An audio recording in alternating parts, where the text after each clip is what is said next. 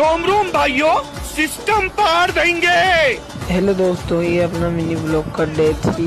तो अभी अपन उठ चुके हैं, अभी नहा धो के रेडी होएंगे, फिर मिलते हैं उसके बाद। तो अभी हम नहा धो के रेडी हो चुके हैं। तो आज है गरबे का लास्ट दिन, तो अपन शाम को चलेंगे फिर से गरबा खेलने को। मिलते हैं शाम को गरबे के टाइम पे।